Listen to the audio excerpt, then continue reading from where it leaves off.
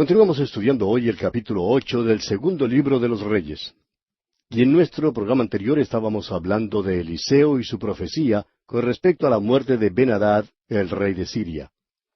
Vimos que el rey de Siria, Ben-Hadad, estaba ahora viejo y enfermo, y creía que Eliseo podría restaurarle su salud. Ahora, en vista del hecho de que su propia vida pudiera quedar en manos de Eliseo, Ben-Hadad no se atrevió a hacerle nada. No estaba dispuesto a tomar la vida de Eliseo.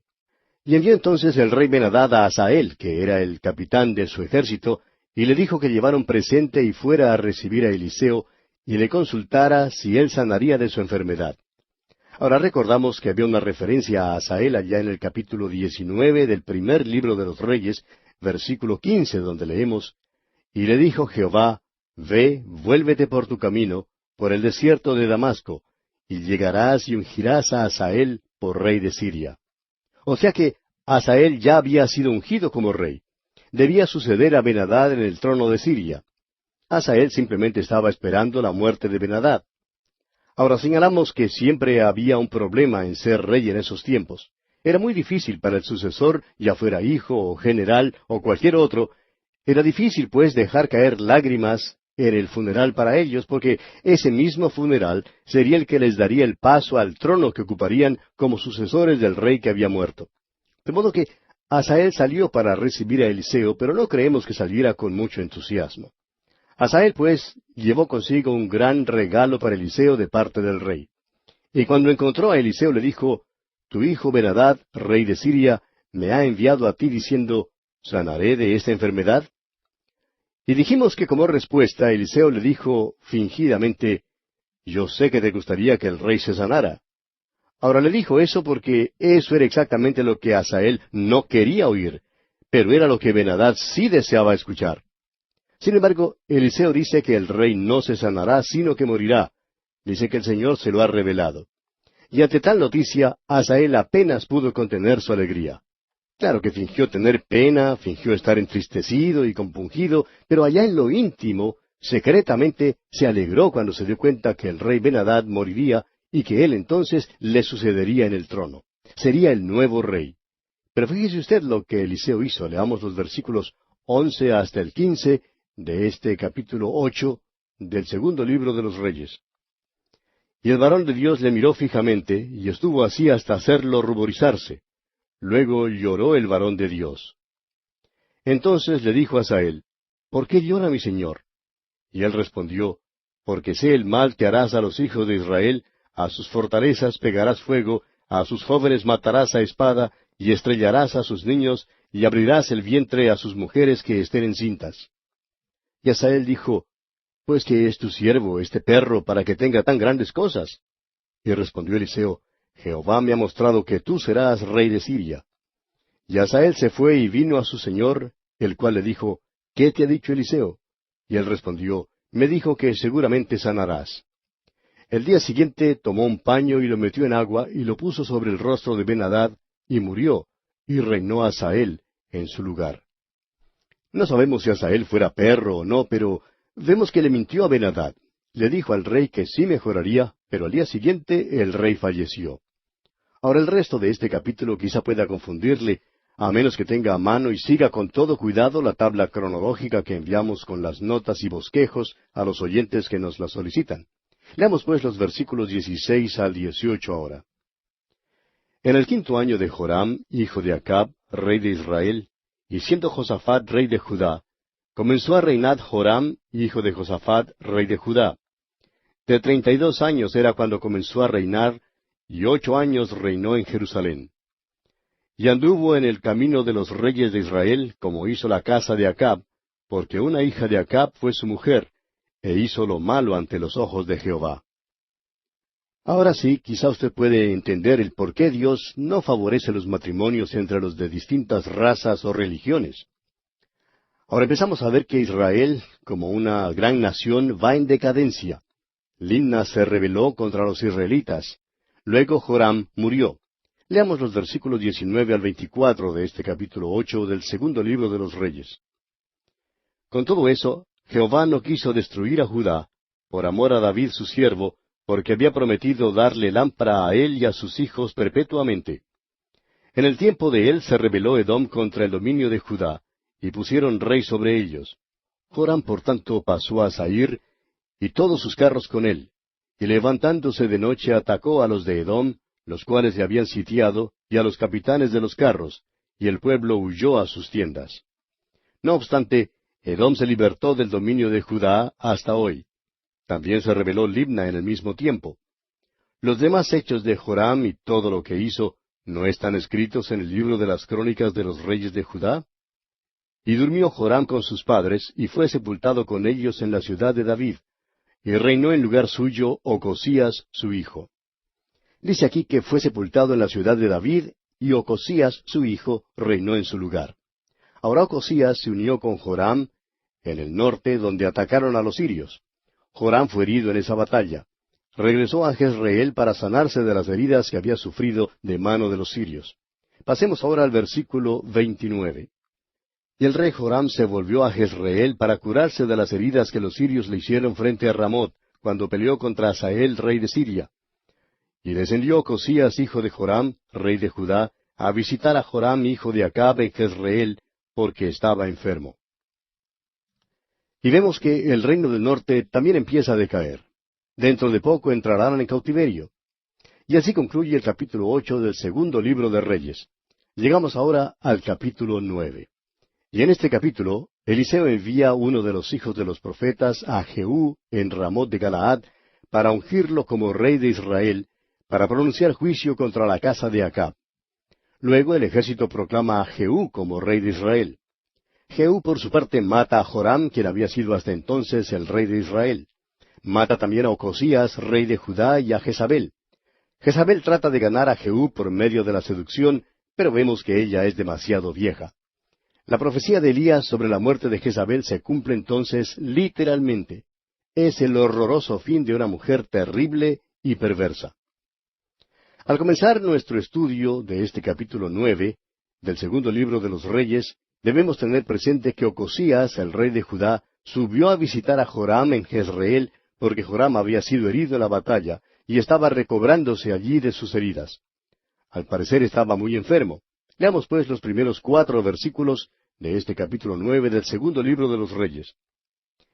Entonces el profeta Eliseo llamó a uno de los hijos de los profetas y le dijo, «Ciñe tus lomos y toma esta redoma de aceite en tu mano, y ve a Ramot de Galaad. Cuando llegues allá, verás allí a Jehú, hijo de Josafat, hijo de Nimsi, y entrando, haz que se levante de entre sus hermanos, y llévalo a la cámara. Luego toma la redoma de aceite y derrámala sobre su cabeza y di, Así dijo Jehová, yo te he ungido por rey sobre Israel. Y abriendo la puerta, echa a huir y no esperes». Fue pues el joven, el profeta, a Ramot de Galaad. El joven profeta hizo lo que Eliseo le mandó. Ahora notará usted aquí que lo que hace Eliseo no es nada espectacular. Uno creería que no hubiera mandado a un joven profeta para ungir a un rey. Uno creería que Eliseo mismo lo hubiera hecho. Recordará usted que Samuel fue personalmente a la casa de Isaí y allí ungió a David. Samuel también había ungido como rey a Saúl. Es algo natural creer que Eliseo quisiera ungir personalmente como rey a Jehú, pero no lo quiso hacer. En lugar de eso, envió a un joven profeta para que ungiera a Jehú, y éste lo hizo secreta y privadamente. Continuemos leyendo los versículos 5 hasta el 8 ahora. Cuando él entró, he aquí los príncipes del ejército que estaban sentados, y él dijo, «Príncipe, una palabra tengo que decirte». Jehú dijo, «¿A cuál de todos nosotros?» Y él dijo, «A ti, príncipe». Y él se levantó y entró en casa, y el otro derramó el aceite sobre su cabeza y le dijo, «Así dijo Jehová, Dios de Israel, yo te he ungido por rey sobre Israel, pueblo de Jehová. Herirás la casa de Acab tu señor, para que yo venga la sangre de mis siervos los profetas, y la sangre de todos los siervos de Jehová, de la mano de Jezabel. Y perecerá toda la casa de Acab, y destruiré de Acab todo varón, así al siervo como al libre en Israel». Hay una buena explicación para lo que hizo Eliseo. Es probable que si Eliseo hubiera subido a Ramot de Galaad, habría caído bajo sospechas. Pero nadie sospecharía los motivos de un joven profeta. De modo que logró así que Jehú fuese ungido como rey. Él fue uno de los pícaros más cruentos que jamás caminara por las páginas de la Escritura. Sin embargo, hasta cierto punto, hizo la voluntad de Dios. Leímos aquí en el versículo 8 de este capítulo 9 que toda la casa de Acab perecería. Dios dijo que destruiría de Acab todo varón, no dejando a ninguno de su casa en Israel. Leamos ahora los versículos 9 y 10 de este capítulo 9 del segundo libro de los Reyes. Y yo pondré la casa de Acab como la casa de Jeroboam, hijo de Nabat, y como la casa de Baasa, hijo de Ahías. Y a Jezabel la comerán los perros en el campo de Jezreel, y no habrá quien la sepulte. Enseguida abrió la puerta y echó a huir. Ahora esta es una repetición de lo que Elías ya había dicho que sucedería a la casa de Acab y Jezabel. Avancemos con los versículos 11 hasta el 13. Después salió Jehú a los siervos de su señor y le dijeron, ¿hay paz? ¿Para qué vino a ti aquel loco? Y él les dijo, vosotros conocéis al hombre y sus palabras. Ellos dijeron, mentira, decláranoslo ahora. Y él dijo, así y así me habló diciendo, así ha dicho Jehová, yo te he ungido por rey sobre Israel. Entonces cada uno tomó apresuradamente su manto y lo puso debajo de Jehú en un trono alto, y tocaron corneta y dijeron, Jehú es rey. Cuando se anunció que Jehú era rey, esto causó mucha conmoción. Tocaron la corneta heráldica y dijeron, Jehú es rey. Mientras tanto, Joram estaba enfermo en Jezreel, y Ocosías estaba allí visitándolo. Ahora, ¿qué sucederá en Jezreel? Lo primero que Jehú hizo después de ser ungido como rey fue asegurar su reino. Leamos los versículos 14 al 16 ahora. Así conspiró Jehú, hijo de Josafat, hijo de Nimsi, contra Joram. Estaba entonces Joram guardando a Ramot de Galaad con todo Israel por causa de Hazael, rey de Siria. Pero se había vuelto el rey Joram a Jezreel para curarse de las heridas que los sirios le habían hecho, peleando contra Hazael, rey de Siria. Y Jehú dijo, si es vuestra voluntad, ninguno escape de la ciudad para ir a dar las nuevas en Jezreel. Entonces Jehú cabalgó y fue a Jezreel, porque Joram estaba allí enfermo. También estaba Ocosías, rey de Judá, que había descendido a visitar a Joram. O sea que Jehú cortó toda comunicación entre Ramot de Galaad y Jezreel. Luego se encaminó a Jezreel con Bidkar, a quien había nombrado capitán de su ejército. Joram estaba en Jezreel recuperándose de las heridas que había recibido de manos de los sirios. Ocosías, rey de Judá, estaba también en Jezreel visitando a Joram. Ahora el atalaya anunció a los reyes que algunos hombres llegaban. Leamos los versículos 17 hasta el 20 de este capítulo 9 del segundo libro de los Reyes. Y el atalaya que estaba en la torre de Jezreel vio la tropa de Jehú que venía y dijo, veo una tropa. Y Joram dijo, ordena a un jinete que vaya a reconocerlos y les diga, ¿hay paz? Fue pues el jinete a reconocerlos y dijo, el rey dice así, ¿hay paz? Y Jehú le dijo, ¿qué tienes tú que ver con la paz? Vuélvete conmigo. El atalaya dio luego aviso diciendo, el mensajero llegó hasta ellos y no vuelve. Entonces envió otro jinete, el cual llegando a ellos, dijo, el rey dice así, ¿hay paz? Y Jehú respondió, ¿qué tienes tú que ver con la paz? Vuélvete conmigo. El atalaya volvió a decir, también éste llegó a ellos y no vuelve, y el marchar del que viene es como el marchar de Jehú, hijo de Nimsi, porque viene impetuosamente. A este punto, Joram y Ocosías decidieron salir y salieron precipitadamente para recibir a Jehú en el campo de Nabot. Continuamos leyendo los versículos 22 al 24 de este capítulo 9 del segundo libro de los Reyes. Cuando vio Joram a Jehú, dijo, ¿hay paz, Jehú? Y él respondió, ¿qué paz con las fornicaciones de Jezabel tu madre y sus muchas hechicerías? Entonces Joram volvió las riendas y huyó y dijo a Ocosías, traición, Ocosías. Pero Jehú entesó su arco e hirió a Joram entre las espaldas, y la saeta salió por su corazón, y él cayó en su carro. Esta es entonces la escena. Joram pregunta, ¿hay paz, Jehú? Y Jehú le responde, ¿qué paz con las fornicaciones de Jezabel tu madre y sus muchas hechicerías? Luego Jehú mata a Joram, mientras este último trata de huir, e imparte luego estas instrucciones a su capitán en cuanto al cuerpo de Joram, instrucciones que encontramos en los versículos 25 y 26. Dijo luego Jehú a Bidkar su capitán, tómalo y échalo a un extremo de la heredad de Nabot de Jezreel. Acuérdate que cuando tú y yo íbamos juntos con la gente de Acab, su padre, Jehová pronunció esta sentencia sobre él, diciendo, que yo he visto ayer la sangre de Nabot y la sangre de sus hijos, dijo Jehová, y te daré la paga en esta heredad, dijo Jehová. Tómalo pues ahora y échalo en la heredad de Nabot, conforme a la palabra de Jehová. Veamos ahora la muerte de Ocosías. Jehú había venido a Jezreel para exterminar a Joram. Ocosías, como ya hemos visto, estaba visitando a Joram, y de paso vale decir que estaba pasando el tiempo en mala compañía al quedarse con los de la casa de Acab. Y ahora se encuentra en un aprieto.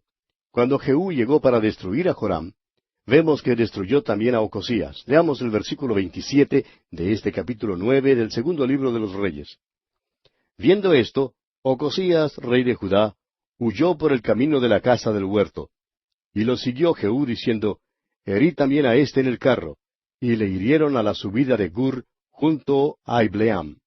Y Ocosías huyó a Megiddo, pero murió allí. O sea que los seguidores de Jehú persiguieron e hirieron mortalmente a Ocosías. Y leemos en los versículos 28 y 29, y sus siervos le llevaron en un carro a Jerusalén, y allá le sepultaron con sus padres, en su sepulcro en la ciudad de David.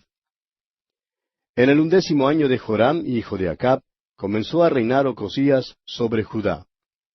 Jehú también fue a Jezreel para cumplir la amonestación divina contra Jezabel. Avancemos leyendo el versículo 30 ahora. Vino después Jehú a Jezreel, y cuando Jezabel lo oyó, se pintó los ojos con antimonio, y atavió su cabeza, y se asomó a una ventana. Llegamos ahora a la muerte de Jezabel, un incidente realmente horroroso, pero tenemos que reconocer que ella era una mujer mala, sangrienta y terrible. Era miembro de la familia real, que al parecer era una de las mujeres más hermosas de su tiempo y de toda la historia. Cuando joven, Jezabel quizá podría compararse con Helena de Troya, Salomé, Cleopatra o Catalina de Médicis. El casamiento de Acab y Jezabel probablemente fue la tertulia del año. Las personas socialmente eminentes de los reinos vecinos estuvieron presentes. Hubo una sobra de realeza. Fue un evento respetuoso y majestuoso, y aun Elías no pudo poner reparos a ello. Todo el pueblo de ambos reinos representados en ese matrimonio lo celebraron. Ella era hija de Ed-Baal, rey de los Sidonios. Pero hay que añadir aquí también que los demonios del infierno celebraron la fiesta. Se rieron muy contentos, y el diablo estaba feliz porque un crespón había sido puesto en los portales del cielo. Pero los ángeles, por su parte, lloraron. En lugar del son de campanas nupciales, se entonó un canto fúnebre. Así fue como el cielo vio este matrimonio. El mundo vio las cosas de una manera diferente, como siempre las ve. Ahora, ¿por qué es optimista el mundo y pesimista el cielo? Pues porque Dios, amigo oyente, mira al corazón del hombre. El hombre solamente tiene una vista limitada de las cosas. Jezabel, pues, es una de las mujeres más interesantes en toda la historia. Era capacitada, era influyente y tenía una personalidad dominante. Al parecer era tan fría como un pez del mar. Probablemente carecería del deseo sexual, aunque era muy bella. Su influencia se extendió sobre 3 reinos y su mala influencia se alargó aún más allá del curso de su vida. Su vida de mala fama llegó a ser un adagio. Jezabel echó un verdadero chorro de veneno en la historia. Las Escrituras no hacen ninguna mención más de ella, sino hasta cuando uno llega al libro de Apocalipsis, al fin de la Biblia. Su nombre es sugestivo. Significa soltera, casta. Y tenemos aquí una sugerencia indirecta de una anormalidad y de una perversión. Era femenina, pero con un toque masculino. Era seductiva y tentadora. Hollywood desvergonzadamente llama a esto atracción sexual. Ella pues era la Cleopatra de sus tiempos. Los fuertes cedieron a sus encantos seductivos. Ninguno la resistió, ni aun Acab. Ella lo dominó y reinó sobre el reino norteño de Israel. Ella implantó la adoración de Baal. Importó a 450 profetas de Baal y 400 profetas de Astoret. Era pues temeraria, violenta, rapaz y fiera. Mató a los profetas de Dios, y el pueblo de Dios se tuvo que ocultar. También Jezabel gestionó el matrimonio de su hija con la casa de David. Durante su largo reinado como consorte de Acab, ninguna persona se atrevió a oponerse a ella y su voluntad era suprema, con la sola excepción del profeta Elías. Sus crímenes fueron muchos. La sangre corría libremente debido a su mala influencia. Nadie se le opuso. Por un tiempo parecía como si Dios se estuviera escondiendo y que no hiciera nada. Por fin Jezabel cometió su crimen más horroroso. Mató a Nabot a fin de que Acab pudiera poseer su viña. Este fue un acto de máxima crueldad y despotismo criminal. Fue un acto cobarde y el cielo ya no pudo quedarse callado por más tiempo. Dios envió a Elías para tratar el problema. Y el día de ajustar las cuentas llegó. Primero murió Acab. Los perros lamieron su sangre así como el profeta había dicho que la lamerían. Y ahora le toca el turno a Jezabel. Sería atropellada y los perros la comerían hasta que ni aún quedara lo suficiente como para un entierro decente. 14 años habían transcurrido desde la muerte de Acab, y Jezabel pues no creía que la palabra de Dios jamás iba a cumplirse. Ella permaneció impasible, despreció a Dios. Se quedó en Jezreel creyendo quizá que la muerte de Acab fuese simplemente alguna coincidencia. Creía que podría salirse con la suya y que nada le sucedería. Pero como usted sabe, amigo oyente, hay una ley de Dios escrita en un gigantesco letrero luminoso para que todo el mundo la pueda leer, y que lo trata todo en la encrucijada del mundo. Dice, no os engañéis, Dios no puede ser burlado, pues todo lo que el hombre sembrare, eso también segará.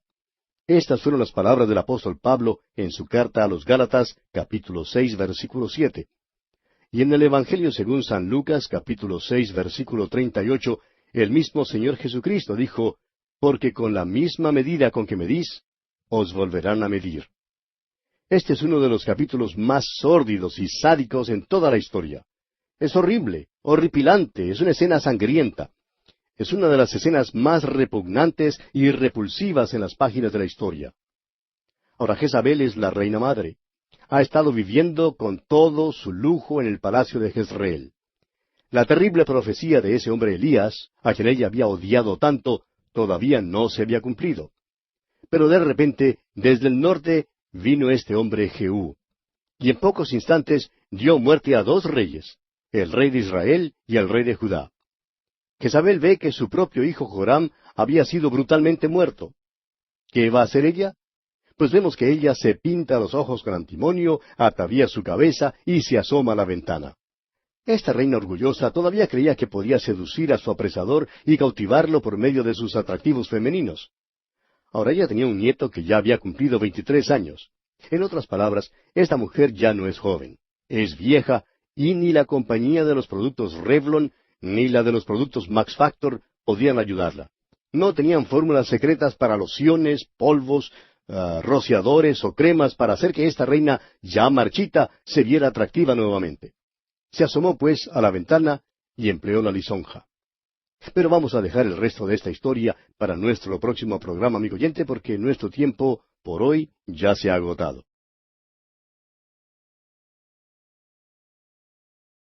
Continuamos hoy nuestro recorrido por el capítulo 9 del segundo libro de Reyes. Y en nuestro programa anterior decíamos que este es uno de los capítulos más sórdidos y sádicos en toda la historia. Es horrible, horripilante. Es una escena sangrienta. Es una de las escenas más repugnantes y repulsivas en las páginas de la historia. Dijimos que Jezabel es la reina madre. Ha estado viviendo con todo su lujo en el palacio de Jezreel. Ahora, la terrible profecía de ese hombre Elías, a quien ella había odiado tanto, todavía no se había cumplido. Pero de repente, desde el norte vino Jehú, y en pocos instantes mató a 2 reyes, el rey de Israel y el rey de Judá. Jezabel ve que su propio hijo Joram había sido brutalmente muerto. ¿Y qué hace ella? Vimos que se pintó los ojos con antimonio, se vistió y se asomó a la ventana. Esta reina orgullosa todavía creía que podía seducir a su apresador y cautivarlo por medio de sus atractivos femeninos. Tengamos en cuenta que esta mujer ya tenía un hijo que había cumplido 23 años. En otras palabras, no era ya una mujer joven. Es vieja y dijimos que ninguna de las compañías productoras de cosméticos hubiera podido ayudarla con todas sus lociones y polvos y rociadores o cremas para devolverle su marchita juventud. Jezabel, pues, se asomó por la ventana y empleó entonces la lisonja. Y fíjese usted lo que ella dijo aquí en el versículo 31 de este capítulo 9 del segundo libro de los Reyes. Y cuando entraba Jehú por la puerta, ella dijo, ¿sucedió bien a Zimri que mató a su señor? Y continuamos leyendo los versículos 32 y 33 también. Alzando él entonces su rostro hacia la ventana, dijo, ¿quién está conmigo? ¿Quién? Y se inclinaron hacia él 2 o 3 eunucos. Y él les dijo, echadla abajo. Y ellos la echaron, y parte de su sangre salpicó en la pared y en los caballos, y él la atropelló. Jehú fue impasible e insensible ante las palabras de Jezabel. O sea que él no tuvo piedad alguna con ella. Jezabel no infundió ningún respeto en Jehú. Él dijo, echadla abajo. Y los eunucos la echaron abajo, y ella rebotó como pelota de caucho. Se reventó como melón maduro. Este, amigo oyente, es el cuadro más horroroso, más terrible y gráfico en todos los anales de la tragedia. Hammond dice que la historia no ofrece nada que sea paralelo a tal indignidad. Es verdaderamente sin precedentes. Cualquiera sabe que una reina madre debe ser tratada con más respeto. Pero no ocurrió así en el caso de Jezabel. Y leemos en el versículo 34. Entró luego, y después que comió y bebió, dijo, id ahora a ver a aquella maldita y sepultadla, pues es hija de rey. ¿Cómo podía comer Jehú después que había hecho esta cosa tan horripilante? Francamente, él mismo era un demonio en forma humana. Era un soldado rudo, sin finura y ciertamente sin caballerosidad. Todo lo que tenía era una ambición tosca. No evadió cualquier oportunidad para cometer crímenes. Era pues depravado y envilecido. Y leemos en los versículos 35 al 37, pero cuando fueron para sepultarla, no hallaron de ella más que la calavera, y los pies, y las palmas de las manos. Y volvieron y se lo dijeron. Y él dijo, esta es la palabra de Dios, la cual él habló por medio de su siervo Elías Tisbita, diciendo, en la heredad de Jezreel comerán los perros las carnes de Jezabel, y el cuerpo de Jezabel será como estiércol sobre la faz de la tierra en la heredad de Jezreel, de manera que nadie pueda decir, esta es Jezabel. Cuando Jehú envió a sus siervos a sepultar a Jezabel, los perros ya se la habían comido. Encontraron solamente la calavera, los pies y las palmas de las manos. O sea que los perros habían disfrutado de un gran banquete. Pero, amigo oyente, no se oyó ninguna risa en el cielo a causa de esto, ni tampoco hubo duelo. Los serafines decían, Santo, Santo, Santo, Jehová de los ejércitos. Y los ángeles por su parte proclamaron, Justo, porque poderoso es Jehová que la juzga. Y un Dios santo fue vindicado. El salmista ha dicho lo siguiente allá en el Salmo 91, versículo 8, Ciertamente con tus ojos mirarás y verás la recompensa de los impíos. La profecía en cuanto a Jezabel fue cumplida. Lo que sembró, eso también segó. Amigo oyente, Dios no puede ser burlado. Y mejor es que nos metamos esto en la cabeza. Dios no puede ser burlado. El juicio había caído sobre la casa de Acab una vez más. Y eso no es todo. En el capítulo 10 ahora, veremos que el juicio de Dios continuará cayendo sobre la casa de Acab. Y así pues llegamos al capítulo 10 de este segundo libro de los Reyes. En este capítulo 10, la casa de Acab es exterminada cuando Jehú ordena la matanza de sus 70 hijos. Luego Jehú personalmente mata a los que quedan. Jehú también mata a los hermanos de Ocosías, rey de Judá. Jehú finge volverse a la adoración de Baal, a fin de conseguir que se junten los seguidores de Baal. Cuando se juntan, Jehú ordena que todos sean muertos. Jehú erradica así el baalismo. Pero vemos que él mismo no se apartó de los pecados de Jeroboam. Meramente vuelve al bajo nivel espiritual de la adoración del becerro que había sido establecida por Jeroboam. Sin embargo, Dios reconoce y recompensa sus buenos actos. Luego vemos que Israel empieza a decaer como un gran reino. Finalmente tenemos la muerte de Jehú, y su hijo Joacás entonces le sucede en el trono. Comencemos pues leyendo los primeros 3 versículos de este capítulo 10 del segundo libro de los Reyes. Tenía Acab en Samaria 70 hijos. Y Jehú escribió cartas y las envió a Samaria, a los principales de Jezreel, a los ancianos y a los ayos de Acab, diciendo, Inmediatamente que lleguen estas cartas a vosotros, los que tenéis a los hijos de vuestro señor, y los que tienen carros y gente de a caballo, la ciudad fortificada y las armas, escoged al mejor y al más recto de los hijos de vuestro señor, y ponedlo en el trono de su padre, y pelead por la casa de vuestro señor. Jehú envió cartas a los gobernadores exigiéndoles que eligieran como nuevo rey a uno de los hijos de Acab. Y luego les insta a luchar entre sí para determinar cuál será el mejor. Al principio Jehú fingió que iba a apoyar a la casa de Acab, pero no fue eso lo que hizo. Los gobernadores y principales le dijeron a Jehú que estaban listos para hacer lo que mandara. Leamos los versículos 5 al 10 ahora. Y el mayordomo, el gobernador de la ciudad, los ancianos y los ayos enviaron a decir a Jehú, Siervos tuyos somos, y haremos todo lo que nos mandes. No elegiremos por rey a ninguno, haz lo que bien te parezca. Él entonces les escribió la segunda vez diciendo, Si sois míos y queréis obedecerme, tomad las cabezas de los hijos varones de vuestro señor, y venid a mí mañana a esta hora a Jezreel. Y los hijos del rey 70 varones, estaban con los principales de la ciudad que los criaban. Cuando las cartas llegaron a ellos, tomaron a los hijos del rey, y degollaron a los 70 varones, y pusieron sus cabezas en canastas, y se las enviaron a Jezreel. Y vino un mensajero que le dio las nuevas, diciendo, Han traído las cabezas de los hijos del rey. Y él le dijo, Ponedlas en 2 montones a la entrada de la puerta hasta la mañana. Venida la mañana, salió él, y estando en pie dijo a todo el pueblo, Vosotros sois justos. He aquí yo he conspirado contra mi señor, y le he dado muerte. ¿Pero quién ha dado muerte a todos estos? Sabed ahora que de la palabra que Jehová habló sobre la casa de Acab, nada caerá en tierra, y que Jehová ha hecho lo que dijo por su siervo Elías. O sea que Jehú ordenó a los gobernadores y príncipes que vinieran al día siguiente con las cabezas de todos los hijos del rey. Y así lo hicieron ellos, como Jehú les había ordenado. Y entonces Jehú les declaró que él era el ministro nombrado por decreto de Dios contra la casa de Acab.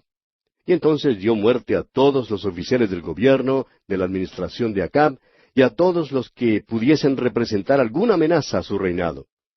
Y leemos en el versículo 11 ahora, Mató entonces Jehú a todos los que habían quedado de la casa de Acab en Jezreel, a todos sus príncipes, a todos sus familiares, y a sus sacerdotes, hasta que no quedó ninguno. Luego Jehú da muerte a los príncipes reales de Judá. Leamos los versículos 12 al 14 ahora. Luego se levantó de allí para ir a Samaria, y en el camino llegó a una casa de esquileo de pastores. Y halló allí a los hermanos de Ocosías, rey de Judá, y les dijo, ¿Quiénes sois vosotros? Y ellos dijeron, Somos hermanos de Ocosías, y hemos venido a saludar a los hijos del rey y a los hijos de la reina. Entonces él dijo, Prendedlos vivos. Y después que los tomaron vivos, los degollaron junto al pozo de la casa de Esquileo, 42 varones, sin dejar ninguno de ellos. Después de acabar con la casa de Acab, Jehú siguió hasta Samaria. Allí se encontró con 42 hermanos de Ocosías, el rey de Judá. Y también les dio muerte a ellos. Es interesante notar, sin embargo, que uno de ellos se salvó y que él era descendiente de la casa de Saúl. Leamos los versículos 15 al 17 de este capítulo 10 del segundo libro de los Reyes. Yéndose luego de allí, se encontró con Jonadab, hijo de Recab, y después que lo hubo saludado le dijo, ¿Es recto tu corazón como el mío es recto con el tuyo? Y Jonadab dijo, Lo es. Pues que lo es, dame la mano. Y él le dio la mano. Luego lo hizo subir consigo en el carro, y le dijo, Ven conmigo, y verás mi celo por Jehová. Lo pusieron pues en su carro. Y luego que Jehú hubo llegado a Samaria, mató a todos los que habían quedado de Acab en Samaria, hasta exterminarlos, conforme a la palabra de Jehová que había hablado por Elías. Jehú en camino a Samaria se encontró con Jonadab, hijo de Recab, a quien confía su plan de exterminar a los adoradores de Baal. Lo próximo que Jehú hizo fue juntar a todos los profetas de Baal, declarando falsamente que él ofrecía un gran sacrificio a Baal. Leamos los versículos 18 hasta el 23 ahora. Después reunió Jehú a todo el pueblo y les dijo, Acab sirvió poco a Baal, mas Jehú lo servirá mucho. Llamadme pues luego a todos los profetas de Baal, a todos sus siervos y a todos sus sacerdotes, que no falte uno, porque tengo un gran sacrificio para Baal. Cualquiera que faltare no vivirá. Esto hacía Jehú con astucia para exterminar a los que honraban a Baal. Y dijo Jehú, Santificad un día solemne a Baal. Y ellos convocaron. Y envió Jehú por todo Israel, y vinieron todos los siervos de Baal, de tal manera que no hubo ninguno que no viniese. Y entraron en el templo de Baal, y el templo de Baal se llenó de extremo a extremo. Entonces dijo al que tenía el cargo de las vestiduras, Saca vestiduras para todos los siervos de Baal. Y él les sacó vestiduras.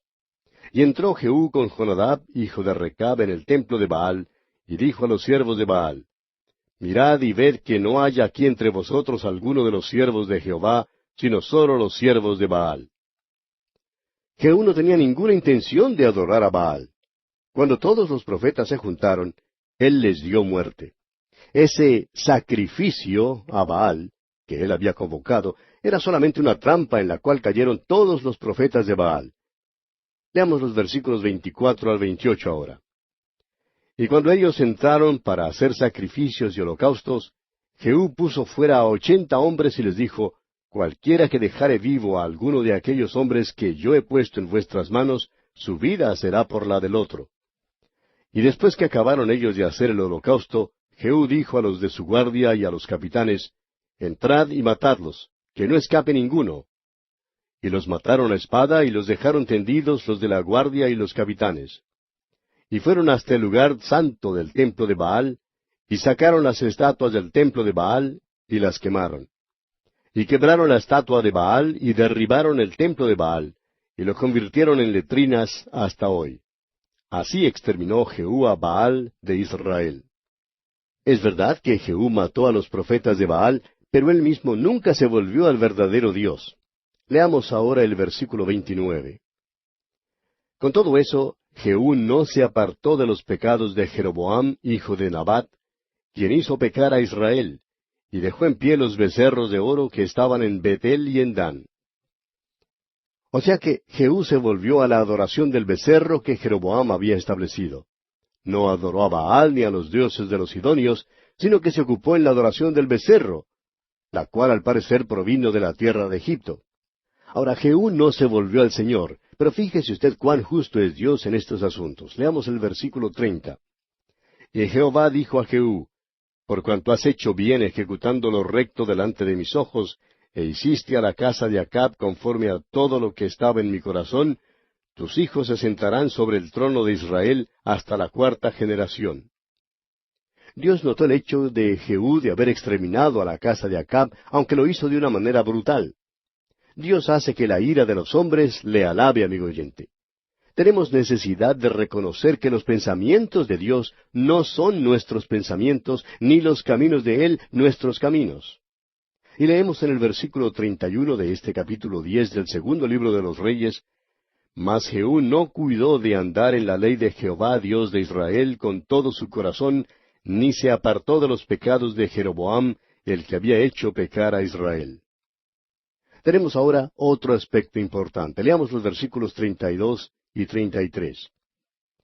En aquellos días comenzó Jehová a hacer cenar el territorio de Israel, y los derrotó a Hazael por todas las fronteras. Desde el Jordán al nacimiento del sol, toda la tierra de Galaad, de Gad, de Rubén y de Manasés, desde Aroer, que está junto al arroyo de Arnón, hasta Galaad y Basán. ¿Qué es lo que ocurre aquí? Bueno, el reino norteño está ya por caer en el cautiverio. De aquí en adelante habrá decadencia que al fin resultará en desastre.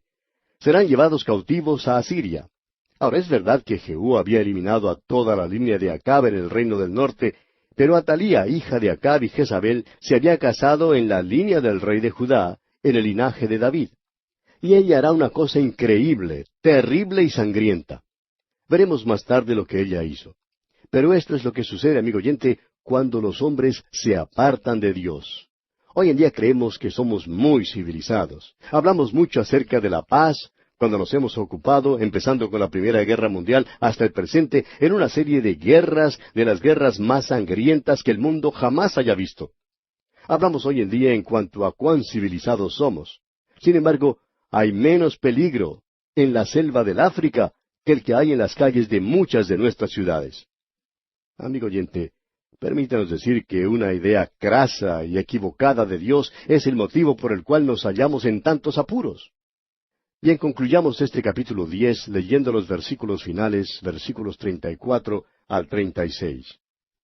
Los demás hechos de Jehú y todo lo que hizo, y toda su valentía, ¿no está escrito en el libro de las crónicas de los reyes de Israel? Y durmió Jehú con sus padres, y los sepultaron en Samaria, y reinó en su lugar Joacás su hijo. El tiempo que reinó Jehú sobre Israel en Samaria fue de 28 años. Y pasamos ahora al capítulo 11. En este capítulo, cuando Atalía ve que su hijo Ocosías fue muerto por Jehú, esta hija diabólica de Jezabel trata de destruir toda la estirpe real. Destruye a todos los príncipes de descendencia real, excepto a Joás, quien había sido ocultado por una hermana de Ocosías. Cuando Joás cumple 7 años, es dado a conocer a los gobernadores del reino, quienes a su turno conspiran para quitar del trono a la cruenta Atalía. Ella es entonces muerta y Joás llega a ser rey a los 7 años de edad. También Joiada, el sacerdote, encabeza un movimiento para volver a la adoración de Jehová. Y el baalismo que había invadido a Judá es exterminado. El capítulo 11 del segundo libro de los Reyes también forma parte de una sección horripilante de la palabra de Dios. La historia de Acab y Jezabel no es bonita en ninguna manera, y usted probablemente creía que ya habíamos terminado con ellos. Pero todavía no lo hemos hecho, amigo oyente. El capítulo 11 nos habla acerca de Atalía, una hija de Acab y Jezabel, y créanos, amigo oyente, que ella seguía el mal ejemplo de ambos padres. Ella era malísima. Notemos aquí que ella se había casado en la familia de David. Leamos el primer versículo de este capítulo 11 del segundo libro de los Reyes. Cuando Atalía, madre de Ocosías, vio que su hijo era muerto, se levantó y destruyó toda la descendencia real. Mientras Ocosías vivía, Atalía era quien realmente reinaba, pues ella podía dominar totalmente a su hijo. Era como Jezabel. Pero ahora que Ocosías había muerto, eso quería decir que un nieto llegaría al trono, y Atalía pues no quería que ninguno de ellos llegara al poder. Tenía miedo que no le fuera posible dominar al que fuese el nuevo rey, y que así perdiera su posición. Por tanto, ¿qué hizo ella? Pues mató a todos los que pudo de la línea del rey David. Es difícil imaginarse un acto más sanguinario que este. Trató de exterminar la línea de David. Este fue otro esfuerzo de Satanás por destruir la línea que conduce al Señor Jesucristo. Satanás trató de aniquilar la línea de David a fin de que el Salvador no naciera. Por todas las edades el diablo ha tratado de eliminar a los judíos. En Egipto, por ejemplo, el Señor guardó a Moisés y así los judíos no fueron muertos, sino que se les permitió salir de Egipto, y fueron entonces librados de la servidumbre. Amán, allá en el libro de Esther, trató de exterminar a los judíos, pero sus esfuerzos fueron frustrados. Satanás estaba detrás de cada una de estas conspiraciones. Prosigamos pues leyendo los versículos 2 y 3 ahora. Pero Josaba, hija del rey Joram, hermana de Ocosías, tomó a Joás, hijo de Ocosías, y lo sacó furtivamente de entre los hijos del rey a quienes estaban matando, y lo ocultó de Atalía, a él y a su ama, en la cámara de dormir, y en esta forma no lo mataron. Y estuvo con ella escondido en la casa de Jehová 6 años, y Atalía fue reina sobre el país. Atalía creía que había dado muerte a todos los del linaje de David, pero se equivocó como acabamos de ver. Llegó al trono después que su hijo había sido muerto, y por el momento gobernaba sola. Así era como ella quería que fuera. Atalía era muy similar, en su sed del poder y su iniquidad, a su madre Jezabel. Veamos ahora cómo Joás llega al trono de Judá. Leamos el versículo 4. Mas al 7º año envió Joiada y tomó jefes de centenas, capitanes y gente de la guardia, y los metió consigo en la casa de Jehová, e hizo con ellos alianza, juramentándolos en la casa de Jehová, y les mostró el hijo del rey. Cuando Joás tenía como 6 años, Joiada mandó a buscar a los jefes, los capitanes y la gente de la guardia de Israel, y les reveló que el rey tenía un hijo que todavía vivía. Ahora, cuando ellos se enteraron que había un hijo del linaje de David, pues se sintieron animados, gozosos y llenos de esperanza. Creemos que ya se habían cansado de esta mujer Atalía de todos modos, porque sabían cuán sanguinaria era. Y continuamos leyendo en los versículos 5 hasta el 7 de este capítulo 11 del segundo libro de los Reyes, y les mandó diciendo, Esto es lo que habéis de hacer. La tercera parte de vosotros tendrá la guardia de la casa del rey el día de reposo. Otra tercera parte estará a la puerta de Shur, y la otra tercera parte a la puerta del postigo de la guardia. Así guardaréis la casa para que no sea allanada. Mas las 2 partes de vosotros que salen el día de reposo, tendréis la guardia de la casa de Jehová junto al rey. El versículo 8 sigue diciendo que debían estar alrededor del rey por todos lados, teniendo cada uno sus armas en las manos. O sea que se tomó precauciones adicionales para proteger la vida de este pequeño, porque su vida no valdría nada si Atalí se daba cuenta que estaba vivo y podía matarlo. Y el versículo 8 concluye diciendo, Y estaréis con el rey cuando salga y cuando entre. Y luego los versículos 9 y 10 dicen, Los jefes de centenas, pues, hicieron todo como el sacerdote Joiada les mandó, y tomando cada uno a los suyos, esto es, los que entraban el día de reposo y los que salían el día de reposo, vinieron al sacerdote Joiada. Y el sacerdote dio a los jefes de centenas las lanzas y los escudos que habían sido del rey David, que estaban en la casa de Jehová. El deseo de Atalía, sin duda alguna, era de matar a su propio nieto. Ella era tan cruel como lo era Jezabel su madre. De modo que el pequeño fue protegido hasta el tiempo cuando pudiera ser presentado al pueblo. Y aquí, amigo oyente, vamos a detenernos por hoy porque nuestro tiempo se ha cumplido ya. Continuaremos en nuestro próximo programa.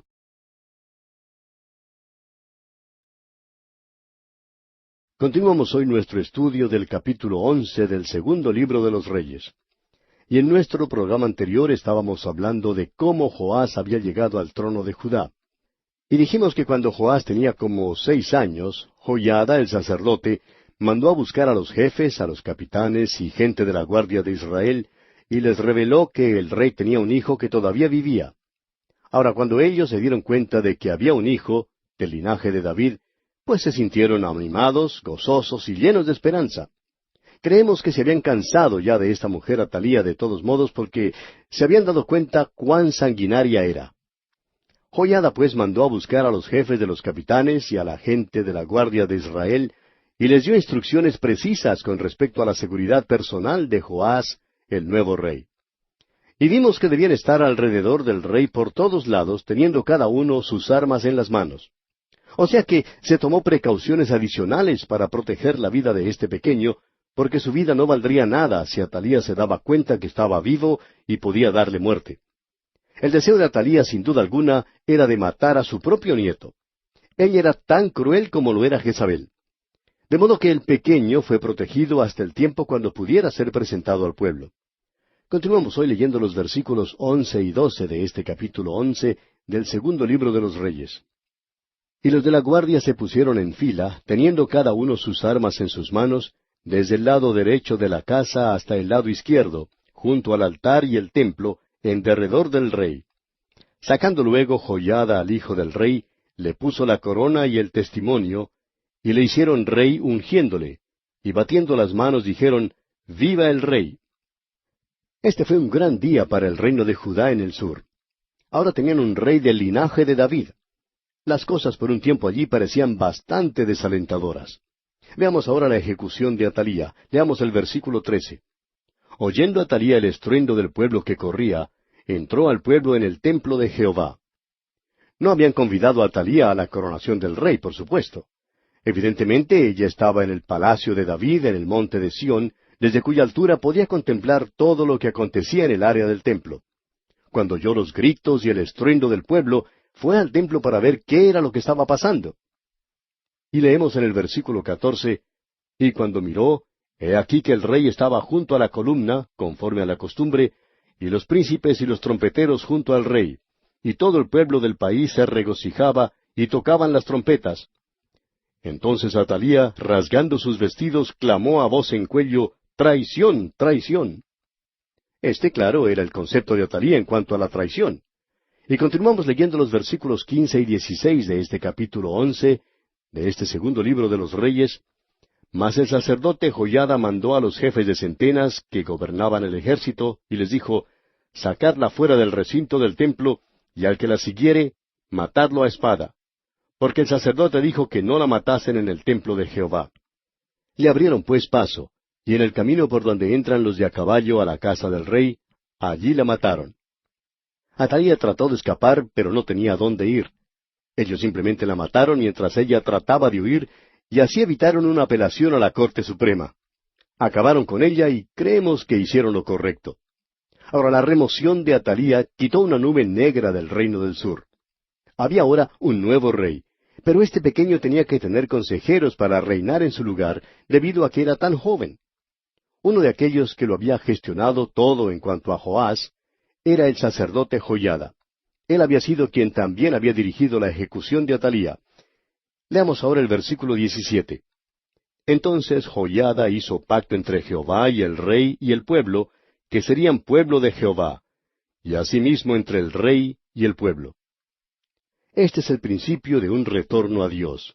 Joiada el sacerdote dirige ahora un movimiento de regreso a la adoración de Jehová. La adoración de Baal reinaba en aquellos días. Había penetrado aún a Judá. Creemos que el pueblo iba al templo del Señor, pero al mismo tiempo adoraban a Baal. Y lo mismo sucede hoy día, amigo oyente. Muchos se portan religiosos los domingos y luego viven para el diablo durante los demás días de la semana. Hay muchos miembros de las iglesias que hoy en día viven así, y al mismo tiempo se preguntan, ¿por qué es que la iglesia está muerta? La explicación no está en algún edificio, amigo oyente, está en las personas mismas. Y leemos ahora en los versículos 18 al 21 de este capítulo 11 del segundo libro de los Reyes, «Y todo el pueblo de la tierra entró en el templo de Baal y lo derribaron. Asimismo despedazaron enteramente sus altares y sus imágenes, y mataron a Matán, sacerdote de Baal, delante de los altares. Y el sacerdote puso guarnición sobre la casa de Jehová. Después tomó a los jefes de centenas, los capitanes, la guardia y todo el pueblo de la tierra, y llevaron al rey desde la casa de Jehová, y vinieron por el camino de la puerta de la guardia a la casa del rey, y se sentó el rey en el trono de los reyes. Y todo el pueblo de la tierra se regocijó, y la ciudad estuvo en reposo, habiendo sido Atalía muerta a espada junto a la casa del rey. Era Joás de 7 años cuando comenzó a reinar. Este es el principio de un gran movimiento espiritual que resulta en un gran reavivamiento en el reino de Judá.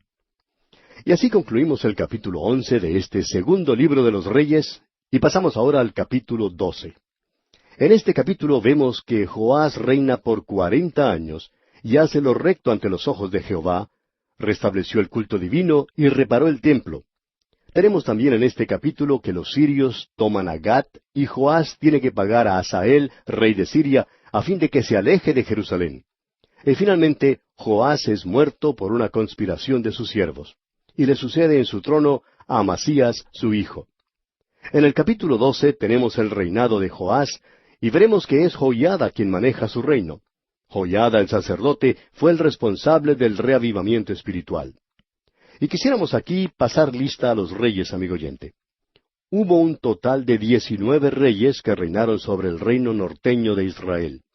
Hubo un total de 20 reyes que reinaron sobre el reino de Judá en el sur. Entre los 19 reyes que reinaron sobre Israel, ninguno se puede llamar rey justo. En realidad, lo único que se puede decir en cuanto a ellos es que todos fueron malvados. No hubo ningún rey bueno entre todos ellos. Ahora, en el reino sureño hubo 20 reyes, y solamente a 10 de ellos se les podría considerar como buenos. 5 de estos reyes eran excepcionales. Hubo 5 períodos de reforma y reavivamiento. Toda la reforma y bendición se incubó en el nido del reavivamiento espiritual. Estos períodos breves de tregua mantuvieron ardiendo los fuegos sobre los altares, los que en otros tiempos casi se apagaron. 5 veces el reavivamiento se encendió tal como lo hace el fuego en un bosque y pasó por toda la nación. No se trataba aquí de un fuego de destrucción, sino de construcción e instrucción. Dios visitaba a su pueblo con tiempos refrescantes enviados del cielo. Hubo un retorno a la palabra de Dios, hubo una adoración de Dios, hubo poder y prosperidad. Amigo oyente, cuando un reavivamiento ocurre, hay nuevo gozo en la iglesia. Habrá en la iglesia un poder renovado, habrá nuevo amor. Hoy en día faltan estas cosas en la iglesia alrededor del mundo. Lo que es importante para un reavivamiento es un retorno a la Biblia, la palabra de Dios. Este factor se ha visto detrás de todo gran reavivamiento espiritual. Personalmente creemos que nosotros podemos experimentar un gran reavivamiento en el día de hoy. Hace algunos años, el doctor Griffith Thomas dijo, «No veo en ninguna parte de las Escrituras que un reavivamiento de la iglesia verdadera sea contrario a la voluntad de Dios». Y el doctor James M. Gray dijo, «No recordamos nada en las epístolas que justifique la inferencia de que las experiencias de la iglesia primitiva no pueden ser repetidas en el día de hoy». Lo que necesitamos hoy, amigo oyente, es un reavivamiento. En esta porción de las Escrituras aquí, Joás empieza a portarse como hombre. Leamos pues los primeros 2 versículos de este capítulo 12 del segundo libro de los Reyes. En el 7º año de Jehú comenzó a reinar Joás, y reinó 40 años en Jerusalén. El nombre de su madre fue Sibia de Beerseba. Y Joás hizo lo recto ante los ojos de Jehová todo el tiempo que le dirigió el sacerdote Joiada. Joás reinó hasta cuando tenía 47 años. Su madre era Sibia de Beerseba. ¿Recuerda usted cómo es que muchas veces los nombres de las madres se mencionan? Es porque ellas influyen mucho en sus hijos. Joás sin duda fue instruido por su madre en la palabra de Dios. Y amigo oyente, lo que necesitamos hoy en día no son los políticos que siempre salen con su sánalo todo, y quienes critican a todos los otros partidos y los demás políticos. Ellos creen que tienen las respuestas. Pero permítanos decirle, amigo oyente, que lo que necesitamos es hombres que sean instruidos en la palabra de Dios y que conozcan a Dios. Necesitamos un avivamiento que solo nos puede venir mediante la palabra de Dios. Bien, leamos ahora el versículo 3 de este capítulo 12 del segundo libro de los Reyes. Con todo eso, los lugares altos no se quitaron, porque el pueblo aún sacrificaba y quemaba incienso en los lugares altos. El reavivamiento no significó que todos se hubieran vuelto a Dios. Muchos todavía sacrificaban y quemaban incienso en los lugares altos. Aún entre los sacerdotes había quienes no habían sido reavivados realmente. Prosigamos ahora con los versículos 4 y 5 de este capítulo 12 del segundo libro de los Reyes. Y Joás dijo a los sacerdotes, «Todo el dinero consagrado que se suele traer a la casa de Jehová, el dinero del rescate de cada persona según está estipulado, y todo el dinero que cada uno de su propia voluntad trae a la casa de Jehová, recíbanlo los sacerdotes, cada uno de mano de sus familiares, y reparen los portillos del templo donde quiera que se hallen grietas». El templo necesitaba algunas reparaciones. Los sacerdotes habían estado tomando el dinero que debía ser usado para reparar las grietas del templo y se lo estaban guardando. Avancemos ahora con los versículos 6 al 8. Pero en el año 23 del rey Joás, aún no habían reparado los sacerdotes las grietas del templo. Llamó entonces el rey Joás al sumo sacerdote Joiada y a los sacerdotes y les dijo, «¿Por qué no reparáis las grietas del templo? Ahora pues, no toméis más el dinero de vuestros familiares, sino dadlo para reparar las grietas del templo». Y los sacerdotes consintieron en no tomar más dinero del pueblo, ni tener el cargo de reparar las grietas del templo. Es lo mismo que sucede hoy en día, amigo oyente. Francamente creemos que se puede comprobar la fidelidad de los hermanos y de las iglesias según el uso o el abuso del dinero. Muchas personas en las iglesias dicen, «Vamos a elegir a fulano de tal para que sirva de tesorero o para que sirva en la junta directiva porque es un buen hombre de negocios». Pero permítanos decirle, amigo oyente, que es mejor darse cuenta primero si este candidato es o no un hombre espiritual. Eso es lo importante. ¿Qué hicieron pues aquí para remediar esta situación?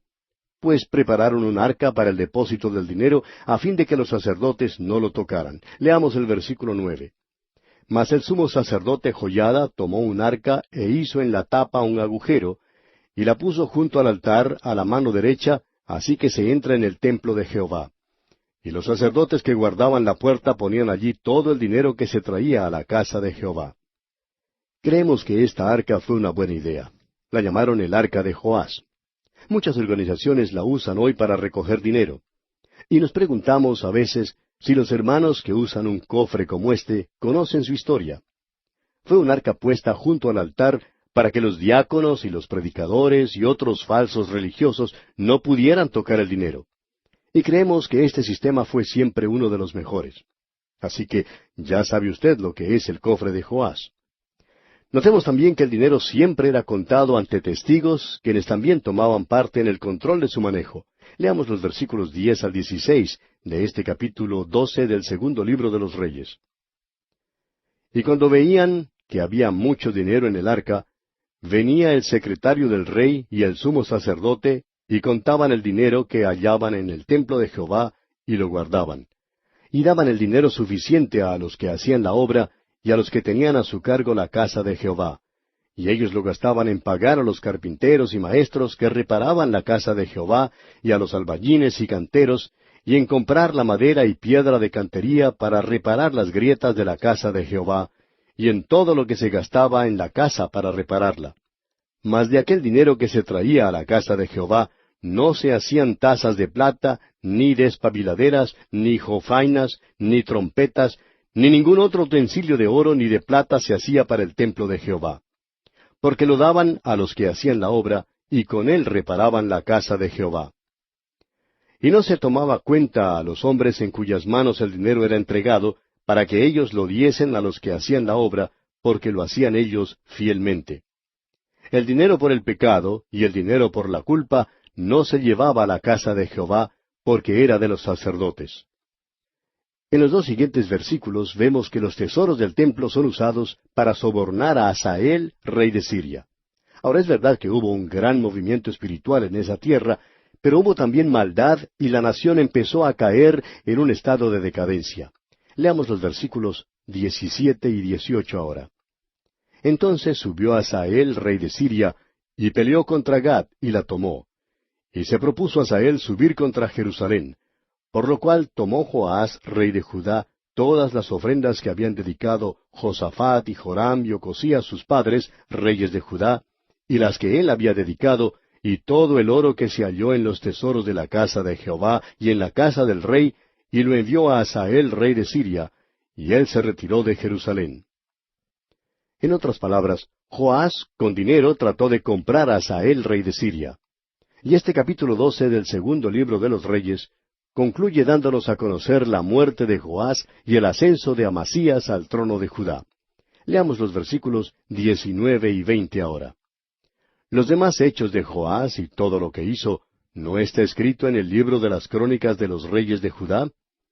Y se levantaron sus siervos, y conspiraron en conjuración, y mataron a Joás en la casa de Milo, cuando descendía él a Sila. Hablaremos más en cuanto al tema de reavivamiento cuando estudiemos los dos libros de Crónicas. Joás tenía solamente 47 años cuando murió. Sus siervos lo mataron y fue sepultado con sus padres en la ciudad de David. Amasías su hijo reinó entonces en su lugar.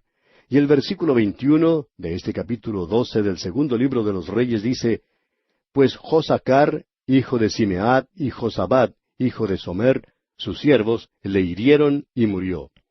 Y lo sepultaron con sus padres en la ciudad de David, y reinó en su lugar Amasías, su hijo. Joás había sido un buen rey. Veremos que Amasías también fue un buen rey. Amasías fue el 9º rey de Judá. Luego Azarías seguiría a Amasías en el trono. Lo conoceremos a él también como a Osías, quien reinó durante el ministerio profético de Isaías. Fue un gran período del reino sureño de Judá, pero durante este tiempo veremos que el reino del norte es llevado a Babilonia en un largo período de cautiverio. Y bien, así concluye nuestro estudio de este capítulo 12 del segundo libro de los Reyes. Pasamos ahora al capítulo 13. En este capítulo, Joacás, hijo de Jehú, reina sobre Israel por 17 años, y sigue en los caminos pecaminosos de Jeroboam. En desesperación se vuelve al Señor cuando el rey de Siria lo oprime. Jehová los liberta, pero ellos vuelven a los pecados de Jeroboam. Tenemos luego la muerte de Joacás. Y Joás, hijo de Joacás, sucede a su padre en el trono. Nada de importancia se logra durante su reinado, excepto el hecho de que renueva la guerra contra Judá durante el reinado de Amasías allí. También en este capítulo, Eliseo enferma de una enfermedad fatal. Lo visita Joás, rey de Israel, y el profeta le promete la victoria sobre los sirios. Luego muere Eliseo. Los sirios oprimen a Israel, pero Dios es bondadoso y misericordioso. Amigo oyente, esta es una porción penosa de las Escrituras, y sin embargo puede muy bien ministrar a nuestros corazones. Esta es una sección muy buena para los soberanos de las naciones. Estamos siguiendo a ambos reinos, Israel y Judá. En el norte, 10 tribus constituyen el reino norteño, y en el sur, las tribus de Judá y Benjamín constituyen el reino sureño. El linaje de David reina en el sur. Esta es la línea que seguirá hasta el Nuevo Testamento y conducirá al nacimiento del Señor Jesucristo. Ahora, el linaje de David casi fue eliminado por Atalía, hija de Acab y Jezabel, quien se había casado con descendientes de David, como lo vimos en el capítulo 11 de este segundo libro de los Reyes. Esta mujer Atalía trató de destruir a todos los herederos al trono, pero una hermana de Ocosías había escondido a un pequeño que era del linaje de David. Lo mantuvo escondido hasta que tuvo 7 años. Luego Joiada, el sumo sacerdote, lo presentó al pueblo. El joven rey comenzó a reinar bajo la protección de los capitanes y líderes de la nación, y reinó hasta cuando cumplió 47 años. Sus propios siervos conspiraron en su contra y le dieron muerte. Este fue un período sangriento. Sin embargo, durante el reino de Joás hubo un período de reavivamiento espiritual, como ya lo hemos visto. El hecho es que fue el primer reavivamiento que esta gente había conocido. Aconteció en el tiempo más improbable, y es por eso mismo que creemos que nosotros también podemos tener un reavivamiento en nuestros tiempos. Veremos más tarde que hubo 5 períodos de reavivamiento en Judá, y pondremos gran énfasis sobre este tema cuando lleguemos a estudiar los libros de Crónicas. Ahora aquí en el capítulo 13 veremos que Joacás, hijo de Jehú, reinó sobre Israel por 17 años, y que siguió en los pecados de Jeroboam su padre. En realidad no hay nada de sensacional ni de interesante en cuanto a su reinado. Muchos creen que el pecado trae excitación a la vida. No hay nada que sea tan aburridor como el pecado después de un tiempo. Un hombre que empieza a beber y beber, por fin llega a ser un borracho. Y cuando llega a ser un borracho, se hace muy aburridor y su vida ya no tiene ningún fin. Lo mismo ocurre a cualquier individuo que se entrega al pecado. En cambio, amigo oyente, hay una verdadera excitación cuando Dios está obrando. ¿Cuánto necesitamos que Dios obre en el día de hoy? Leamos pues los primeros 2 versículos de este capítulo 13 del segundo libro de los Reyes. En el año 23 de Joás, hijo de Ocosías, rey de Judá, comenzó a reinar Joacás, hijo de Jehú, sobre Israel en Samaria, y reinó 17 años. E hizo lo malo ante los ojos de Jehová, y siguió en los pecados de Jeroboam, hijo de Nabat, el que hizo pecar a Israel, y no se apartó de ellos. Parece que Jeroboam es la norma de maldad para el reino norteño. Fue pecador, estableció la adoración del becerro, es decir, apartó a Israel de la adoración al verdadero Dios y los guió al pecado. Cuando Acab y Jezabel llegaron al trono, ellos hicieron mucha más maldad que eso. Implantaron la adoración activa de Baal, la cual en realidad fue una demonolatría. Y ahora Joacás es como su padre Jehú. Él no adora a Baal, ni se entrega a los pecados de Acab y Jezabel, pero sigue en los pecados de Jeroboam, y eso es ya lo suficientemente malo. Y aquí, amigo oyente, vamos a detenernos por hoy porque nuestro tiempo ha concluido.